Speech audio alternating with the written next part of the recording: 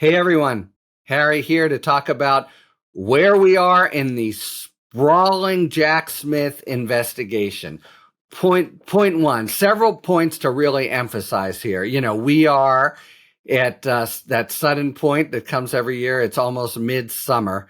And tomorrow, the Fulton County grand jury that we expect to indict Trump and maybe a dozen others begins to convene.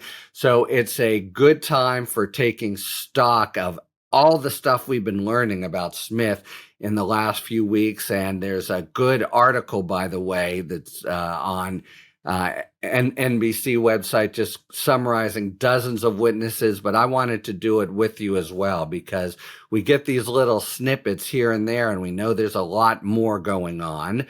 And here's point two to emphasize. Smith, he's got a grand jury, and his mission, his charge legally, is to look at everything that comes out of the attempts to steal the election post election date up to January 6th, and anything that arises from that directly or indirectly.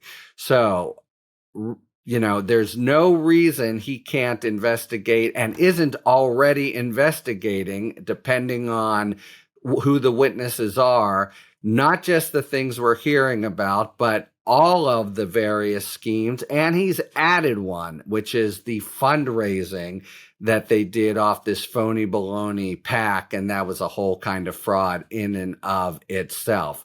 But, you bring a witness in who has something to say about false electors, but also something to say about January 6th. You bring in Mike Pence, for example. I mean, we've heard from small state officials up to the just departed vice president of the United States. When you put him in front of the grand jury, you go through all kinds of stuff. So the snapshots that we get are really, really broad. And then there's the different question, and this is point three. What case will he actually bring? Because he may well bring something sooner and more kind of compact and manageable, but still continue to investigate literally potentially for years. All right. But to just review the bidding, because it's kind of breathtaking when you see it sort of all there together. We've got literally dozens and dozens of witnesses. They include many state electors. Most of them look like they have a real shot at immunity. There's a couple, especially from Nevada, that don't. But sort of starting there, a small fry as you get with electors, but tying them in now, and this is what's really been happening the last few weeks, with total inner circle Trump stuff, starting with the deputy director of elections, a guy named Carl Michael Brown, who testified, came out of the grand jury very surly. And after he did, that caused his boss, a guy named Michael Rowan, to run to the prosecutors, and that caused Rudy Giuliani, in turn, to run to the prosecutors and say, listen to the things I have. Can we maybe cut a deal too? So you talk about, prosecutorial machine humming the way you want it to. So they may be too late to make any kind of deal, and yet they're, offering it all up. But the big point that that we should really underscore is this is tying together in what would be, if charged, a conspiracy, and I think it's likely, people in Michigan and Arizona and Nevada and Georgia, all the way up to the Giulianis and people who are, a half step away from Trump himself. So that's sort of dozens in and of itself have been in front of the grand jury.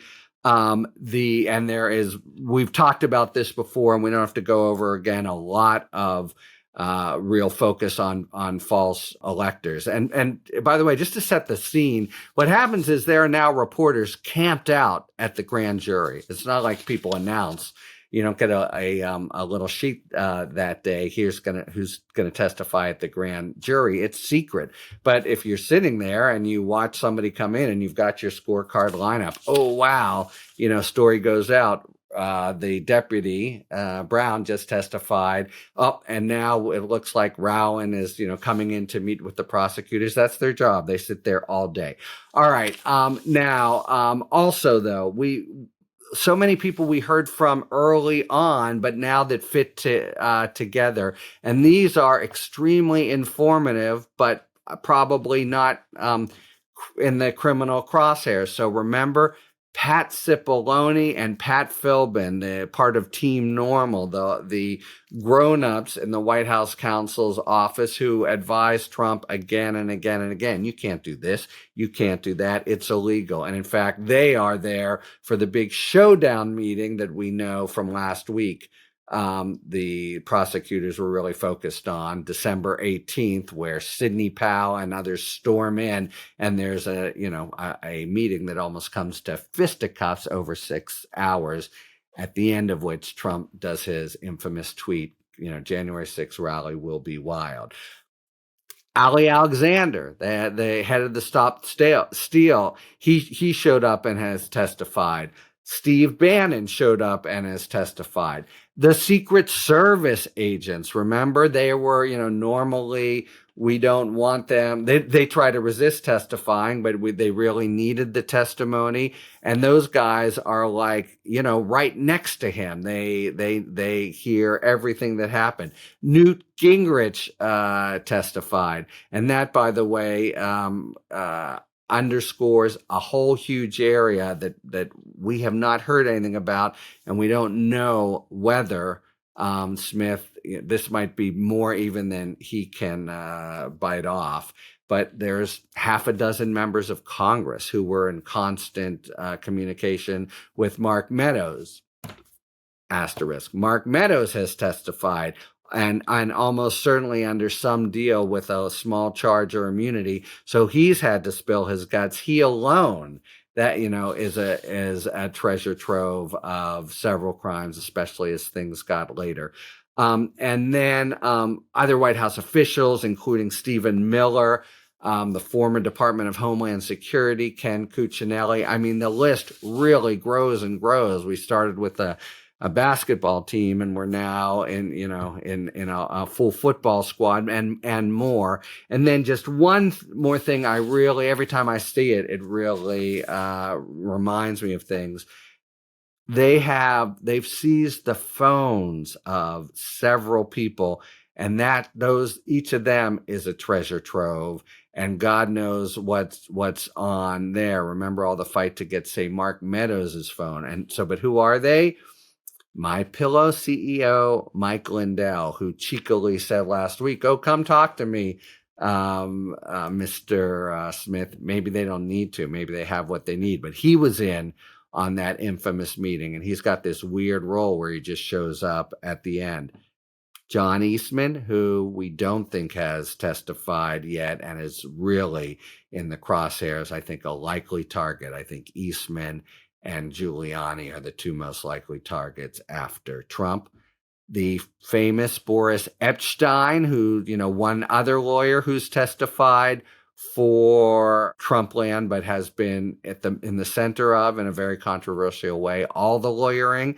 And, so much of this case, it'll be the thing that kind of one of the hallmarks that go down about it are made off his lawyers, like Evan Corcoran and Mar-a-Lago. And then finally, this has been a while now, there are maybe others, but Scott Perry, he's a member of Congress.